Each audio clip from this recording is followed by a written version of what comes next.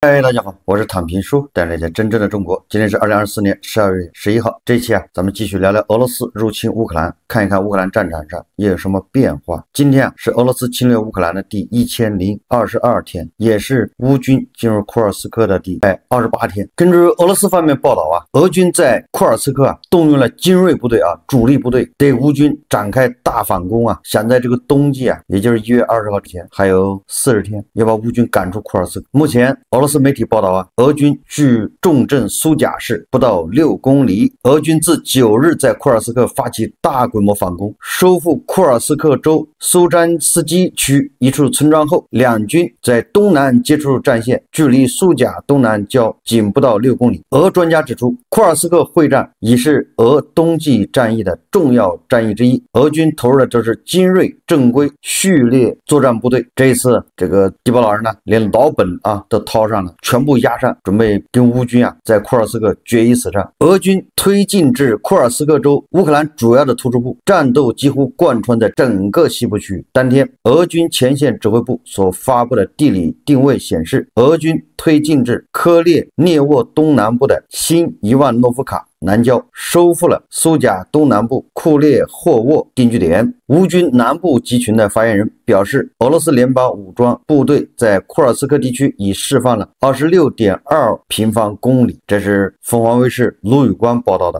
那么根据乌军的说法这个乌军第225独立营达尔伊诺战役库尔斯克方向第一方，也就是俄军继续进攻。这次部署的是履带式车辆，进攻始于夜间，天气条件恶劣，大雪纷飞。俄军在河上架设了一座浮桥，方便重型车辆靠近乌方阵地。乌方侦察部队在渡河准备阶段及时发现俄军的动向，根据收集到的情报，指挥部迅速部署 FPV 无人机打击俄军。对领头车辆第一次精准打击，迫使俄军队伍停了下来，迫使其余车辆机动，随后对后方车辆打击，封锁了撤退路线，使俄军的处境变得非常复杂，也打头打尾前进的路和后退的路全给封死了。所有部队协调行动，有效阻止了俄军的进攻。俄军遭受了重大装备损失，造成了巨大的物质损失这个库尔斯克大雪纷飞在这个恶劣的天气条件下，俄军还要进攻，乌军是防御所以可想而知这个俄军的伤亡多么惨重。但是普京已经顾不了这些，因为1月20号之前，如果乌军继续留在库尔斯克，那普京将变得极其被动想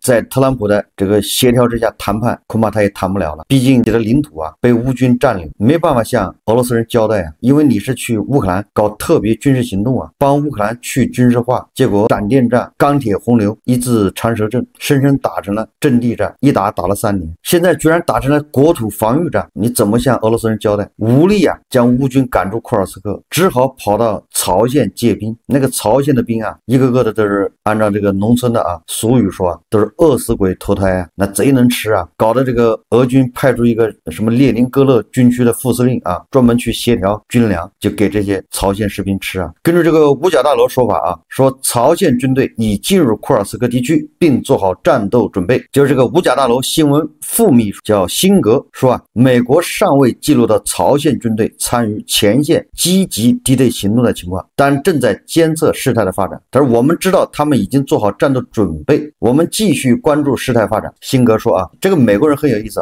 这到现在为止美国人一直说这个曹县士兵还没有在库尔斯克参战，还处于一个部署的一个状态。但是这个乌克兰方面以及这个韩国方面一直坚称曹县部队已经投入战斗，所以这个也是比较蹊跷就是美国到现在为止都说没有记录到曹县军队参与前线敌对行动。我在想如果曹县军队已经参与了库尔斯克对乌军的作战，那美国人也没有必要替他隐瞒。所以说很有可能司令官也在积极行事，对吧？先把这1万多人派去吃，这仗还没打，把这个俄军的后勤已经搞垮了，拖垮不堪重负把俄军给吃穷了。我记得这个曹县士兵刚到库尔斯克的时候咱就说过了，这个曹县士兵的战斗力这要打个大大的问号，对吧？他们胸口碎大石，脑袋开砖，对吧？单斩劈砖，这些他对抗不了无人机现在都是无人机在打仗，完了之后是对吧？155毫米的炮弹精准打击，然后是钢雨系统，那玩意一枚这个火箭炮里面有18万颗钨合金的那个钢珠，那玩意比砖硬得多你劈砖有什么用所以我说这个曹县士兵到了俄罗斯就像那个朝鲜的炮弹一样，到底起正面作用还是起负面作用，这还不知道啊。那朝鲜的炮弹，那俄军的士兵是不敢用的，那玩意炸死俄军啊，远远比炸死乌军多，是伤敌800，自损1000呢。所以说啊，这个朝鲜部队到库尔斯克是福是祸难料啊。对俄军来说，到底是加强了俄军的进攻，还是拖累了俄军，这个都不好说。由于啊，迪波老人都已经没有力量，没有那个兵力，没有那个实力啊，把乌军从库尔斯克赶走，所以他就没有精力啊到叙利亚，他根本就顾不了叙利亚。所以叙利亚按照胡锡进老师的说法，那就是断崖式崩溃，这脸都打肿了。这个小霸王啊也很厉害，他居然派这个空军啊去轰炸叙利亚的那些机场、那些军港口。阿拉比亚电视台下属的哈达斯频道播放了叙利亚拉塔基亚港遭小霸王空袭后的惨状。最重要的啊，停在该港口的俄罗斯海军舰队的叫文字号这个导弹艇啊，被小霸王给炸沉了。在小霸王空军啊摧毁原叙利亚政府军所有技术装备，包括战机、导弹和防空系统，其中不少高技术武器是伊朗和俄罗斯在介入叙利亚内战后提供给原叙利亚政府军的，据推测其价值至少几十亿美元。原叙利亚政府军的全部米格29战斗机已被摧毁，包括俄罗斯政府在2015年9月底介入叙利亚后提供给原叙利亚政府军的那些新型米格29 SMT 战斗机。这个俄罗斯政府啊跟叙利亚的反对派就这个俄军安全撤出叙利亚进行谈判。这昨天俄罗斯人还说啊，这个叙利亚的反对派已经答应保护他们的安全。俄罗斯的基地啊，俄军士兵，大家记住了啊，这些反对派最恨的就是阿萨德巴沙尔政权。那么谁支持阿萨德巴沙尔政权，这些反对派就恨谁，所以他们当然恨这个俄军呐，尤其是俄罗斯空天军。过去的几年里面，把这些反对派炸惨了。俄罗斯的空天军呢，都是无差别轰炸，把那个反对派的据点啊，那些小城市夷为平地。你说他们能不恨这个俄罗斯的空天军？结果啊，不用他们出手，这个小霸王啊，恐怕就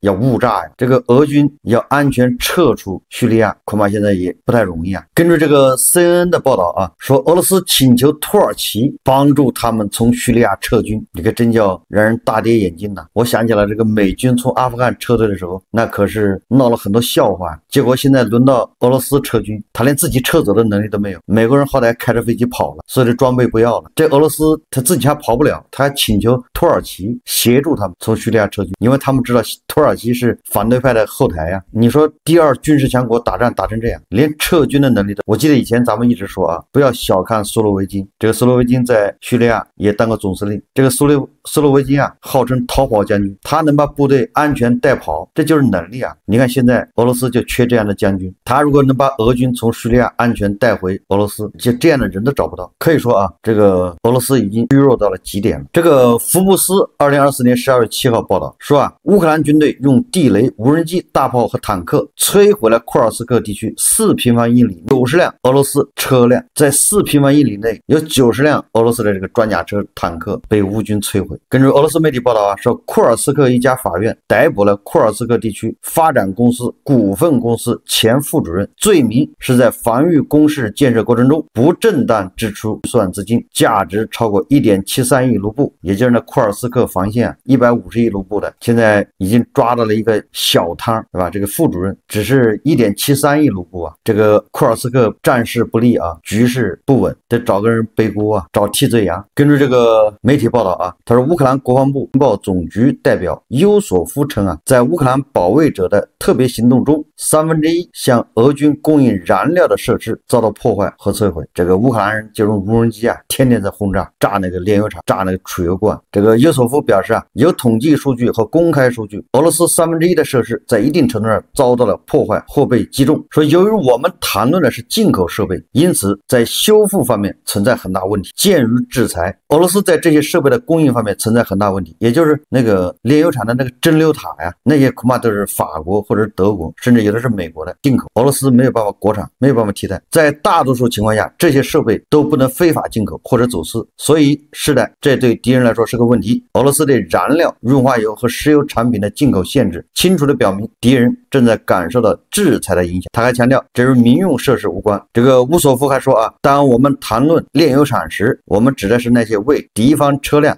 坦克和飞机加油的炼油厂，以及为所有向乌克兰开炮和发射导弹的设备加油的炼油厂。他说，正是这些炼油厂出售石油产品，资助俄罗斯对乌克兰军事侵略。所以俄罗斯现在它的石油，它的这个燃油啊，尤其是汽油不让出口啊，恐怕自己国内用都够啊。这个美国国防部长奥斯汀啊，他在跟国家安全论坛上发表演讲的时候说啊，他说自2022年2月以来，俄罗斯在战争中花超过2000亿美元。在乌克兰全面战争爆发的第1年里，俄罗斯的开支已经超过了自2战以来所有冲突开支的总和。奥斯汀指出啊，俄罗斯在战争上已花费超过2000亿美元，另外已有至少70万名士兵伤亡。因此，俄罗斯为普京的愚蠢付出了惨重的代价。我们再看看这个外交以及国际援助啊。根据这个俄罗斯卫星通讯社报道啊，说俄新社分析了五角大楼预算报告后发现，美国向乌克兰交付了至少847枚爱国者先进能力导弹，总金额32.6亿。6月，白宫战略沟通协调员科比表示，只要爱国者导弹从生产线下线，乌克兰将优先获得这些导弹。这个数量可不小啊，847枚爱国者导弹，价值将近40亿美元。刚刚出任欧盟委员会首任国防部长的立陶宛前总理库比柳斯表示啊，欧洲需要在明年找到办法，筹集数千亿欧元的额外军费，以防御来自俄罗斯的任何攻击。实际上这就是欧盟啊，欧洲在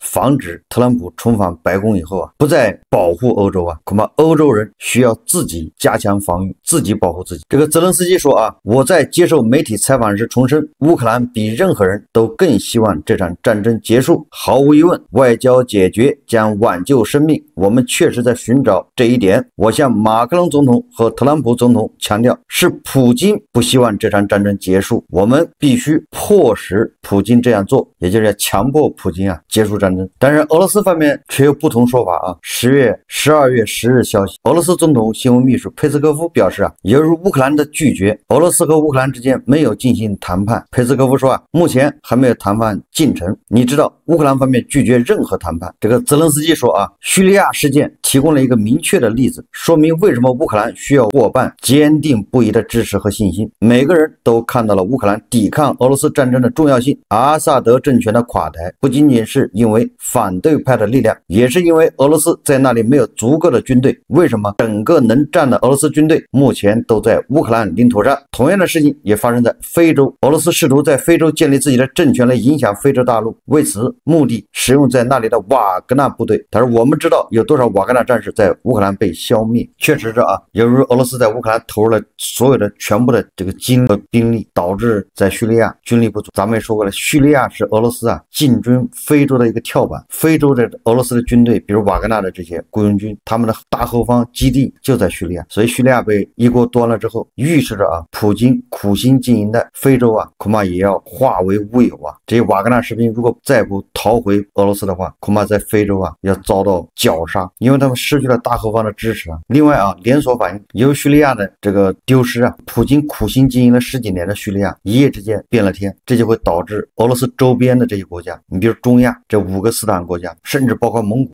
他们都会有想法，他们都能看出俄罗斯啊国力衰弱、虚弱啊。这个佩斯科夫说啊，向巴沙尔·阿萨德及其家人提供庇护的决定是普京做出的。你看看啊，为什么佩斯科夫这么说呢？就是最后了，普京还得要拉拢，让这些他手下的小弟啊要放心，实在不行，我会把你们接过来，保护你的安全，要稳住这个什么几个斯坦国啊，还有这个白俄罗斯啊，还有非洲的那些小国，甚至连朝鲜，对吧？跟着普京后面混的这些人，你们放心，我不会扔下你不管。虽然我没有这个能力和实力派军队过去帮你打仗，但是我还可以收留你。你看巴沙尔不就收留了吗？所以跟着我没错。但是这一招有用吗？因为大家都看出来了，普京的虚弱啊，最先看出普京虚弱的就是土耳其总统埃尔多安，对吧？我在10几年前啊，反对派刚拿下那个阿勒颇的时候，我就说了，这是埃尔多安看准机会啊，给了普京一个窝心脚，这一脚啊又准又狠。这个埃尔多安也是枭雄啊，所以就目前这个战略啊、决策、眼光、格局、抓机会的能力，可以说埃尔多安比普京啊要高2个段位。也也就是埃尔多安他搞这一出啊，他居然世界也没人骂，这问题就出在这儿。完了之后他打的这个牌啊，反对派这些人名声可不好啊，对吧？有基地组织，有什么恐怖分子，还有联合国啊列为恐怖组织的，就这些人一共2-3万人骑着摩托车，居然跑到了大马士，阿萨德手下30万正规军啊就地投降。关键的关键啊，那个反对派的那个头啊叫祖拉尼的，当然他目前他是呼声最高啊，曝光率最高。他很显然在背后有人在指使他，就教他怎么包装自己，对吧？进了大马士革，他先约法3章，完了之后你们不是害怕吗？害怕侵犯妇女儿童这个权益吗？他规定，对吧？你这些士兵，你这不准对妇女着装有任何要求，做任何评论，妇女儿童都有受教育的权利，要把叙利亚建成一个世俗的文明的国家，还有民主的国家。你说说，对吧？美西方所喜欢的东西他都能说，这不背后有人在策划吗？对吧？人家可跟那个以前的什么极端分子，什么要建立什么伊斯兰国啊，建立什么政教合一的国家，根本不是一码事。尽简好听的说，这不就是包装吗？你这个反而凸显出他背后啊，埃尔多安这个运作能力啊也很强，这手段远远在这个迪波老人之上。你看迪波老人占一个克里米亚，搞一个什么就是乌东那个顿涅茨克、卢甘斯克，搞得鸡飞狗跳，那全世界都在骂，那说明这个埃尔多安他抓住时机非常好。这个反对派头子啊，他呼吁政府军啊放下武器，叫回归社会。他不是说你投降，他也不是说你成俘虏了，没有，你们都回家。以前的事啊一笔勾销，除了秘密警察就是特务，除了什么空军吧，反正就一小部分部队，那是阿萨德家族的这个党，他们在以前对这个反对派的迫害是最厉害，所以这些人不能饶恕，要他们限期啊去自首，剩下的士兵统统回家，要回归社会，既往不咎。连阿萨德老家的那民兵啊都已经缴枪了，他们声称他们也遭到了阿萨德的这个压迫、剥削和非人的统治。所以我说这是埃尔多安和普京之间的较量，对吧？一个回合普京就落马掉下来。所以你看啊，这个俄罗斯人多恨他，俄罗斯人非常恨埃尔多安。你看看这个俄罗斯的这个大脑啊，普京的军师杜金是怎么说的啊？这个杜金说啊，叙利亚是埃尔多安的陷阱，他犯了一个战略错误，他背叛了俄国和伊朗，叙利亚被毁了。从今天起，凯末尔的土耳其开始走向终结。到目前为止，我们一直支持你埃尔多安，就说的到目前为止啊，俄罗斯都是支持埃尔多安的啊，你埃尔多安会后悔的。你看看是不是作为这个俄罗斯的大脑啊，作为普京的智囊，这么气急败坏，这个妥妥的啊，迪波老人是牙打掉了往肚子里咽，不敢跟埃尔多安说个不字，对吧？连拿核武器啊出来威胁都不敢威胁，就怂成这样。完了还求土耳其帮他撤军，你说这叫什么事？这左脸挨打了，把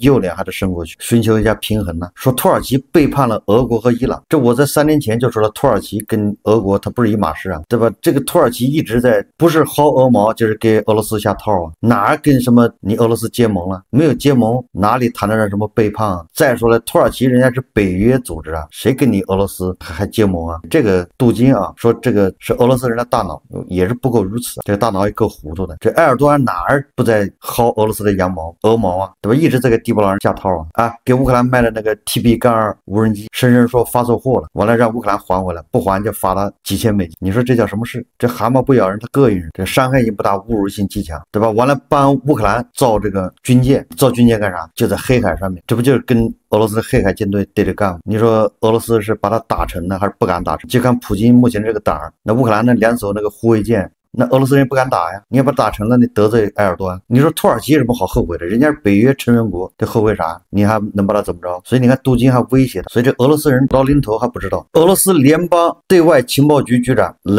纳雷什金表示，说俄罗斯接近达成特别军事行动目标，乌军处于崩溃的边缘，泽连斯基政权已经彻底失去了合法性，由此失去谈判能力。纳雷什金在接受俄侦察兵杂志采访时称，前线的局势对基辅不利。纳雷什金说啊，前线所有阶段的战略主动权都在我军手中，也就是在俄军手中啊。说我方接近达成设定的目标，乌军则正在处于崩溃边缘，泽连斯基政权已经彻底失去了合法性。我记得这普京发动侵略乌克兰的战争啊，就特别军事行动，就跟这个雷纳什金有关，就是这个人谎报军情，说他已经把乌克兰搞定了，俄军对吧，一字缠身阵，钢铁洪流到基辅参加什么彩排游行，俄罗斯人民夹道欢迎。你看这个3年过去了，这老毛病还没改，这普京没把他免了，这就是重大失误。说乌军处在崩溃的边缘，然后说俄方接近达成设定的目标。这俄罗斯设定的目标难道是把库尔斯克送出去吗？所以你看啊，普京身边都是这样的人，所以才会笑话不断，所以才会一败涂地啊，一溃千里。在叙利亚被人抄了底，这一抄底不要紧啊，这会连锁反应。普京恐怕啊时日不多了。借用胡锡进老师的一句话，叫断崖式崩溃，或许就在眼前呢。好，这期节目我们就聊到这里，感谢大家。如果喜欢我的节目，欢迎订阅转发，也可以在下方留言评论，谢谢大家。